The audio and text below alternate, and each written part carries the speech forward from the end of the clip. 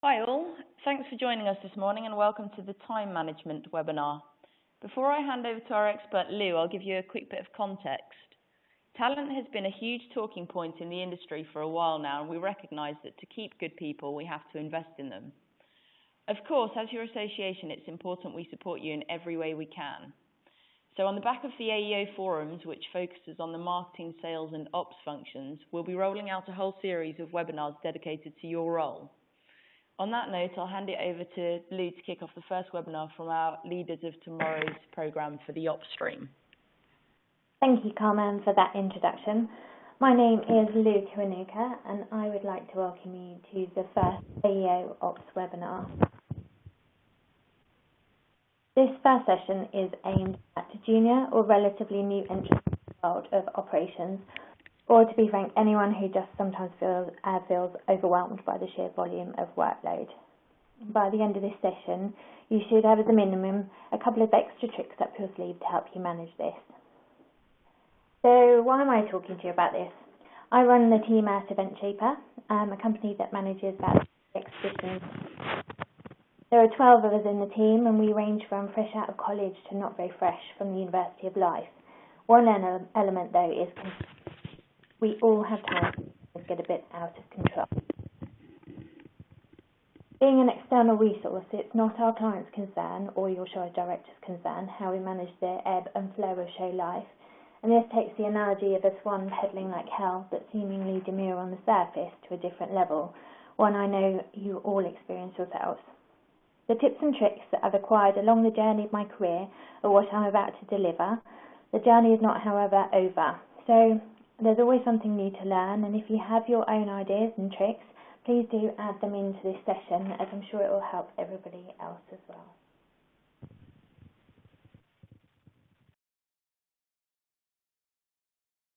The format of this webinar is pretty straightforward. I have a series of slides and information to run through.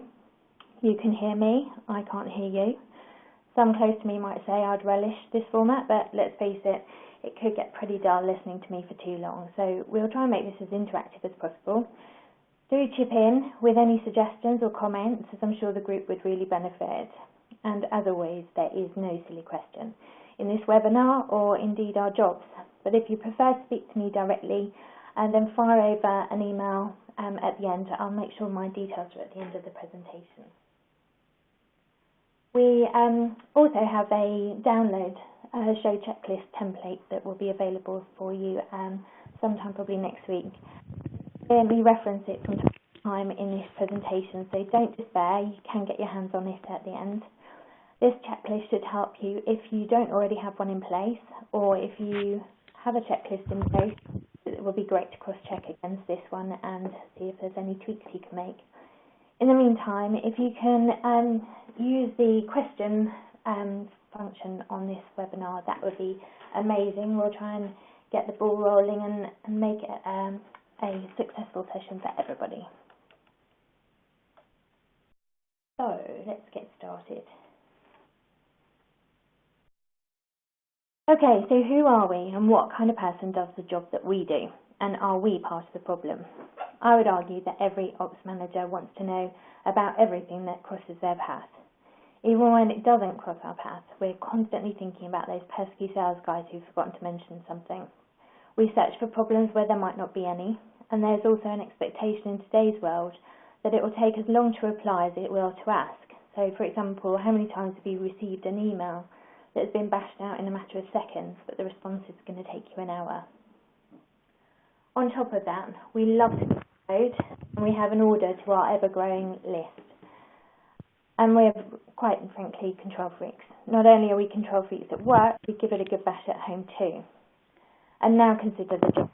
It's like spaghetti. Those have shifting multiple timelines and tasks. We're reliant on people who you might consider as a different life form to us. They don't even understand the need to write something down. And as if that wasn't a psychiatrist's dream, we chuck all our crunch points into half the calendar.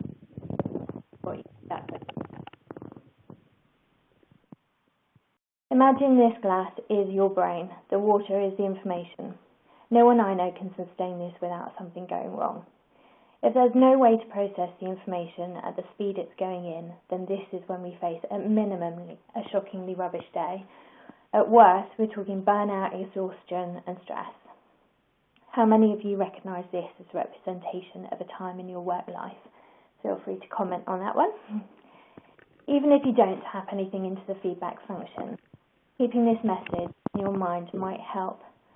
Keeping the image in your mind might help when identifying how you are or aren't going to cope with that crunch point.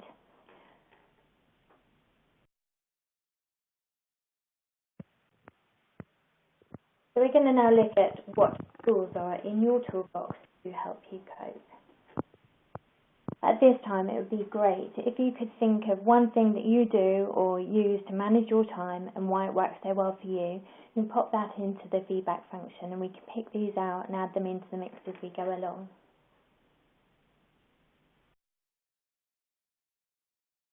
Bearing in mind we've got about half an hour here, I picked out my significant tools that I use to best manage my time. And these are tools and processes, meetings, managing procrastination, and taking a break.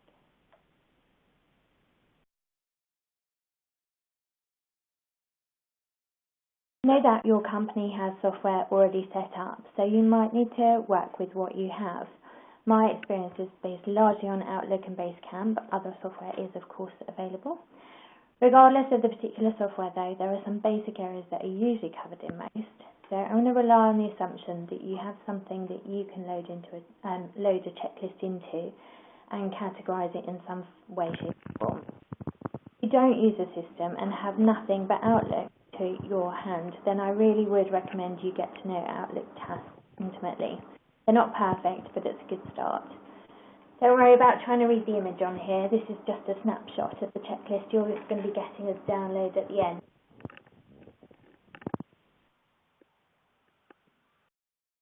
In my opinion, it is vital to separate what is unprocessed and with what is being processed. Without this separation, you'll find it hard to see the wood from the trees. I generally use my inbox for anything unprocessed and Basecamp, which is my project management tool, for anything that is being processed. Basecamp is basically a project planning tool that allows me to know what I need to do, know where everything is, and ensure nothing slips through a gap. And it also gives me a good idea of where my colleagues are at as well. There are loads of other project management tools out there, so please don't think I'm plugging just one. By separating emails and tasks, you will be able to segment your time more efficiently. This is so important because we live in a world of quick reaction times, so it takes a process to manage quality time properly. How much more can you achieve in one 60-minute chunk of time, for example, versus 4 15-minute chunks of time? The amount of time it takes to get in and out of doing something, to fully understand what needs to be done, do it and square it away, needs to be taken into account when you're looking at how you section up your time. In this next section, we'll be talking about how to make your inbox and tasks work together so you don't lose track.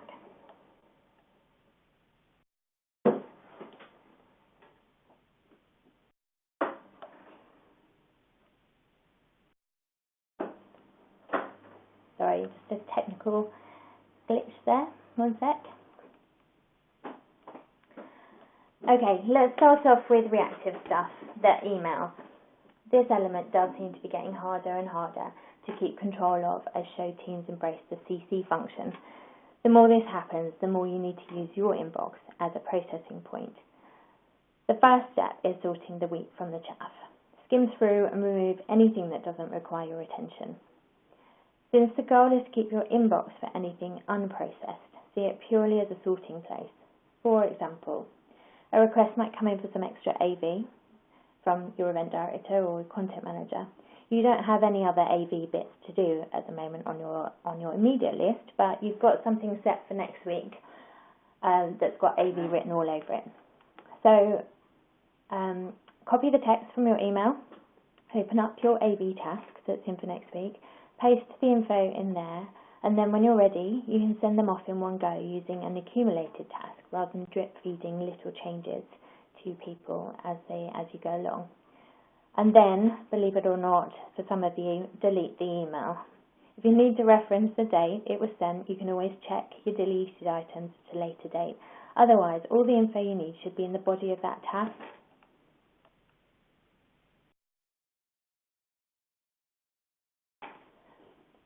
Now, onto your inbox layout. I appreciate that what I'm about to say won't suit everybody. Everyone has very specific ways they will already like their inbox to be. But for anyone that fancies a new view, I prefer to keep it clean. I don't have previews to either side or multiple lines showing me the first line of a text. I find I get really distracted by the content of the email before I'm ready. I then get sucked into that email and forget what I was meant to be doing in the first place. When it comes to notifications, I don't have these either for exactly the same reason. They ping up, they pop up. Who needs that when your head is meant to be in a budget query? I also only use folders for very specific occasions. So if the email is important enough that I need to keep it, I save it into the show file. So not just it's not just I that can look at it, but my team as well, if I'm on holiday, for example. So the folders I do have are very specific and very short term. And the first one is when handling holidays. Within our team, we try and support each other by handling emails while our colleagues are taking a well-earned break. To do this, we put two folders, our inbox, FYI only and action on return. FYI only allows the returning person to see what's been handled in their absence, while anything in action on return is to get cracking on with one when they get back.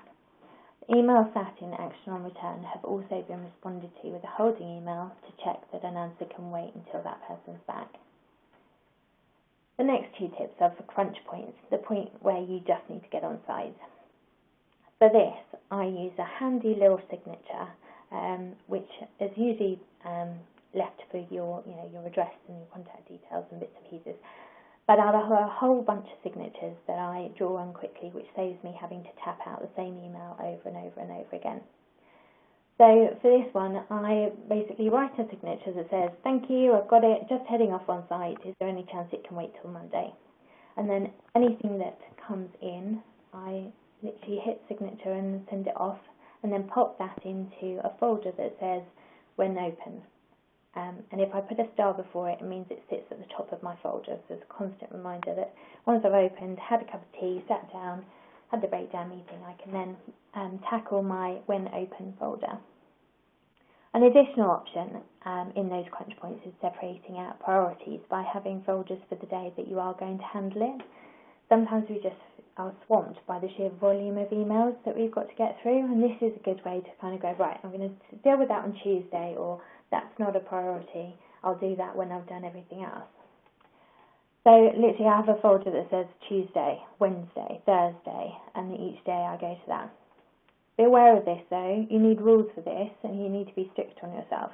Otherwise you end up losing things in these folders, and it's not a reason to not read those emails, just in case there is anything important at the bottom of them.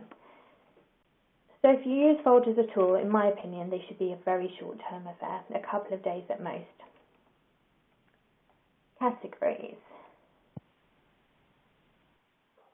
When I'm under extreme show pressure, and this maybe happens once or twice a year, like proper extreme, you're going to blow kind of pressure, where you've got multiple projects in play and they're all clashing, using categories can sometimes help.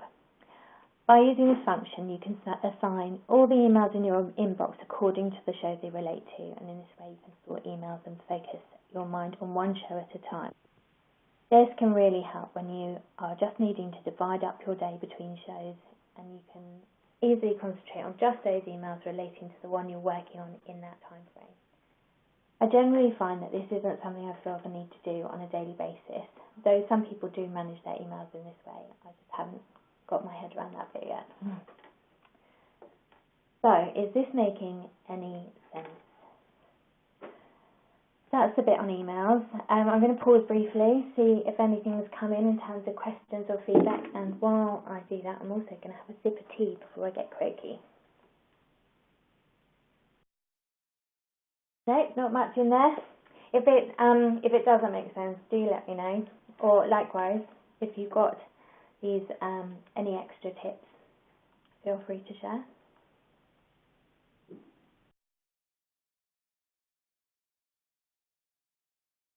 So, now onto a checklist. Does your company already have a checklist that you work to? Do you use it? How do you use it? As part of this session, we're going to be giving you access to that basic show checklist that I mentioned. This can either be used to check against your existing ones, obviously. If you don't have one, this is a good starting point for most shows. We cover quite a broad range of shows at Event Cheaper, and this is kind of the cumulative basic list that we've come up with for trade, consumer, international, national, etc. The image on the screen is just a snapshot to give you an idea of what on earth I'm talking about. But again, you're going to be getting that at the end, so don't worry about writing anything down. Having a preset list is essential, I think, in getting control of your start and your finish. When using a checklist, make sure you remember to add in your anomalies. Anomalies are the things that make that show different from the others. Now, not everybody needs hay for horses on the show or a show mum to keep the team well fed and motivated, so slot those anomalies into the checklist and make sure they don't get forgotten. In addition to that, make sure that when you review the show at the end, you update the next year's checklist then and not later, because those anomalies are the things that we always seem to forget and go by the wayside. The second thing I'd advise you to do is make sure you put all of your shows for the entire year into your system. Don't wait for the season to finish and then add your next batch of shows in. I know this will take you time. You don't think you have, but it is worth it, I promise. Also, add a diary note to remind yourself to sort each checklist at least 12 months out where possible. This will really help with tackling procrastination. And I can hear the cries of, if only I was given 12 months from some of you, but hey, what's wrong with a daydream?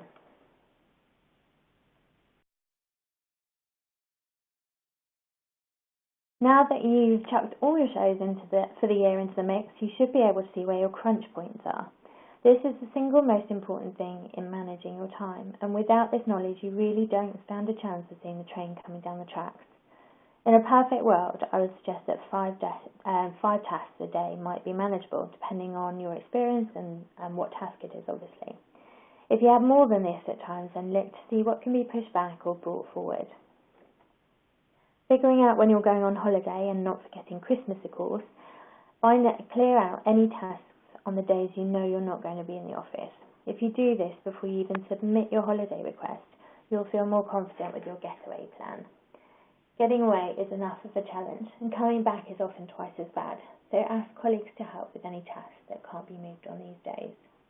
We'll cover off holidays a bit more thoroughly later.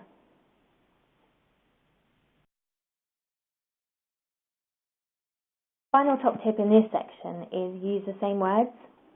Over time, your brain in your eye, God knows how that works, but it's insanely amazing. Your eye will be drawn to the regular language you're using and will help you differentiate what's what. I use the word awaiting to highlight that the action isn't currently on me. So in a day where it looks like I have 10 tasks, where 5 of them start with awaiting, my eye over time just learns to skim over them. Then at the end of the day, if I haven't had whatever it is I'm waiting on, I can do a quick follow-up with all of my awaitings at the same time, and quite often using the same text for each one. Who doesn't love a relevant copy and paste, or, as I like to do now, put it into my signatures. So, for example, I tap out this text again into my signatures. Hope you're well. Just checking if you need anything else from me in relation to the email below. If not, are you able to get that for me tomorrow? Thanks, Lou. I simply then go into my last chase up to them, hit forward, add the signature text, and then hit send. It's a really quick way of following up on those pesky people that haven't come back to you in time. So, is this making any sense? Right. Oh, we do have a question. I'm aware some companies use WhatsApp, Slack, etc. How have you integrated these into the email management system you've mentioned? WhatsApp we keep, I haven't used Slack at all, but WhatsApp we keep for on-site. We use WeChat as well on our Chinese shows. So WhatsApp is great, obviously, because you can load it onto your computer and you can pull off downloads and use it almost a bit like an event log. at the end. Personally, there's so many mediums of technology that sometimes, maybe it's my age, I'm struggling with the text, the email, the WhatsApp, and everything coming in all at the same time. I do use WhatsApp mostly for personal stuff, if I'm honest. But if you guys can add any info into that, that would be great as to how you use WhatsApp and Slack. The next slide covers one of my all-time favourite work tips. Working offline. Do you ever get to the point where it feels like there's a waterfall of emails coming in and it just won't stop? If you haven't found the work offline button, find it now. In Outlook, it can be found in the send receive bin. Just remember this is a short-term fix, like for an hour. If you leave it much longer, you'll end up with hell on a plate when you switch back to the real world. You also don't want to miss out on any nice emails, like someone asking if they can get you lunch. Working offline is a fundamental part of what we call the power hour. This is something our whole team recognises and tries to respect. It takes working offline to a whole new level, as when one of the team announces they are having a power hour, we also know not to put any calls through unless they're urgent. This one needs to be used in moderation, as being unavailable for too long is not the name of our game, either for our show team and also for our colleagues sitting around us. But when you have a show's worth of signage proofs that need to get signed off and need your undivided time, then this is a great way to gain that. I would recommend that everybody has a power hour in their standard office day. You can achieve so much more. How many tasks do you think you can tick off in a working day? And this is one that I really would appreciate everybody's input into.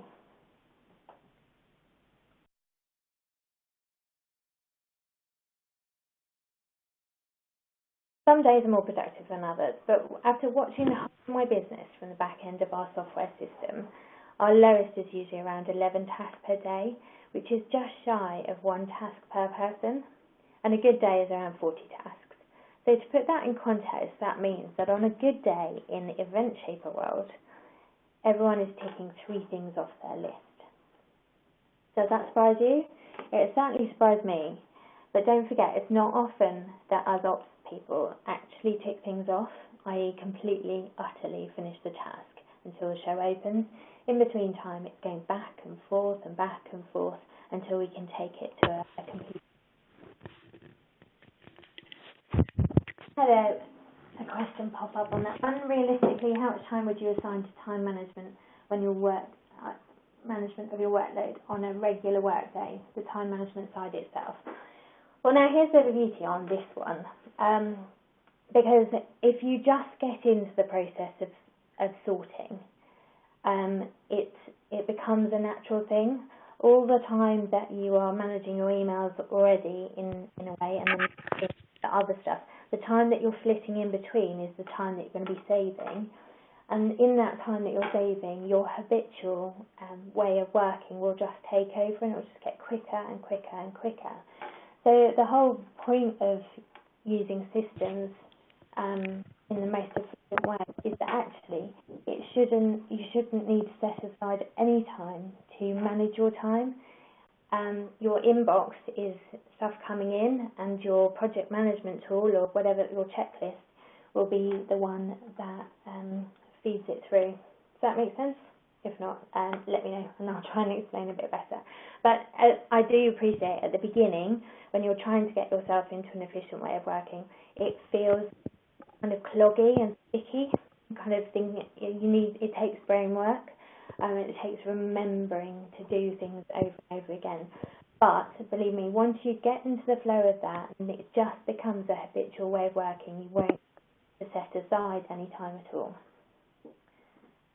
We just had some feedback on a number of tasks, and some days it's 5, some days it's none, which I think is about pretty standard. I used to think we could do 10, now I'm definitely thinking I was over-optimistic. So my next big drive at our GAF is looking at the best use of time and how we can use meetings to cut down some of this toing and froing over emails, where interpretation sometimes goes oh so wrong.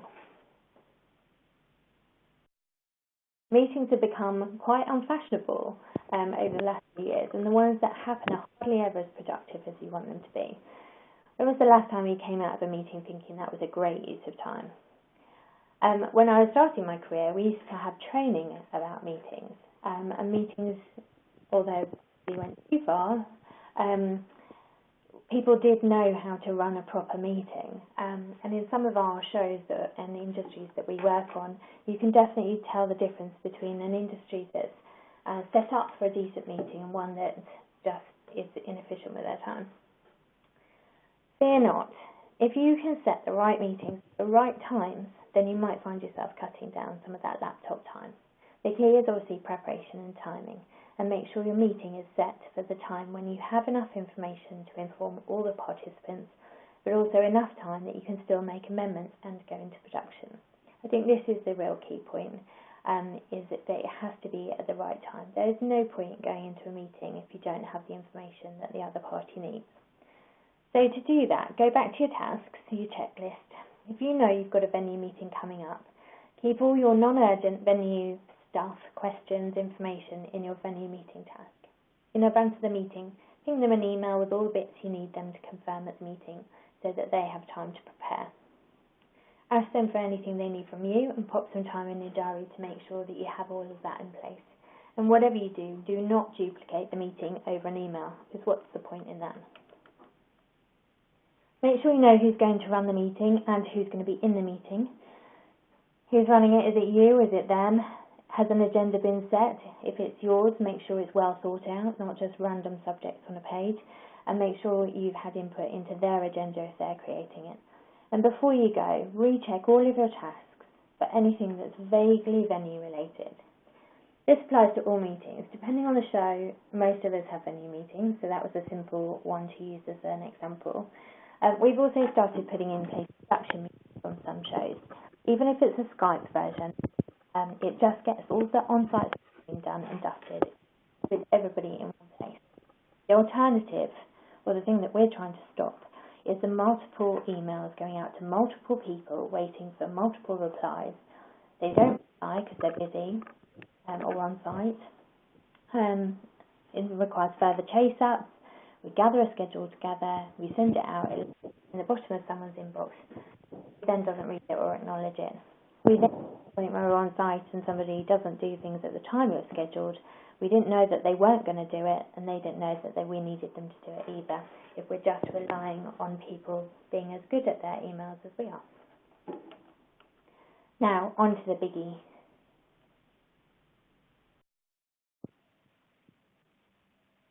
Procrastination.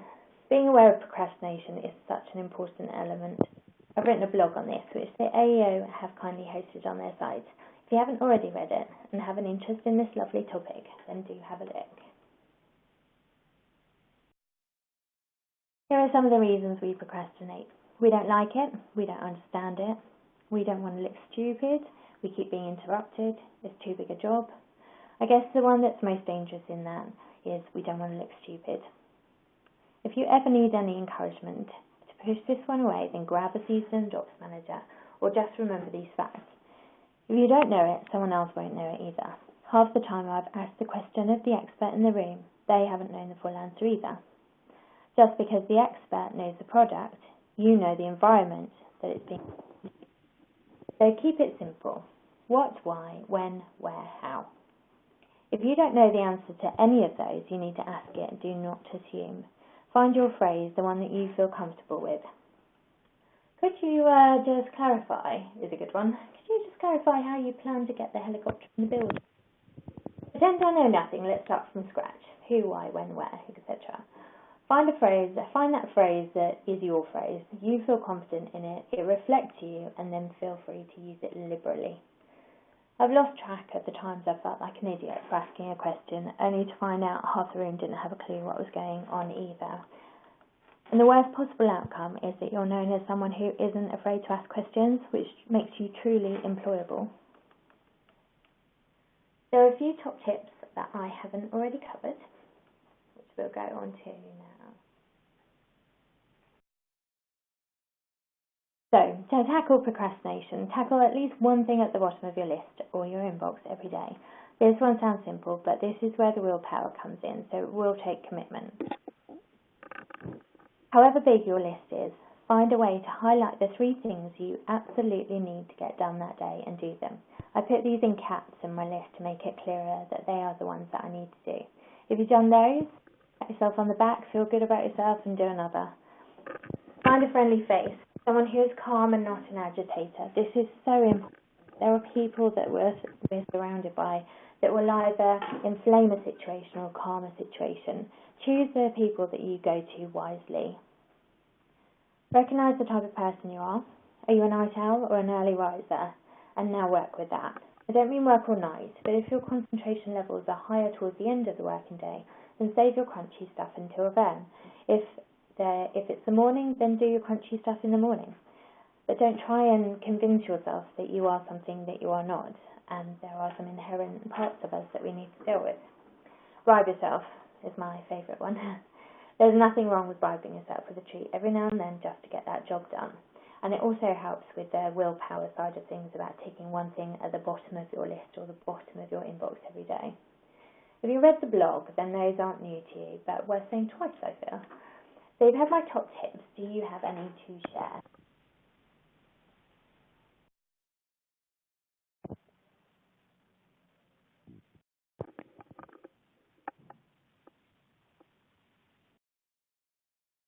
We're going to talk about taking a break next. My favourite subject. Switching off is something that is increasingly difficult. This needs to be a learnt or a relearnt behaviour. Some of us just get out of practice. And many of us know just how difficult it is to walk away from the pressures without holding on to a bit of it. It takes practice when you're in the operations team. And the problem is often that we don't feel like we can, but with some planning there is hope.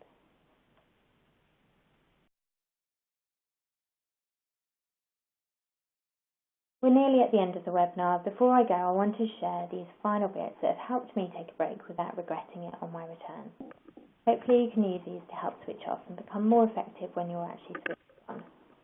First, before you book that holiday off with your boss, clear your tasks, and for the returning days. Secondly, ask someone to handle your emails in your absence. Give them a whole heap of notice so they can factor into their workload.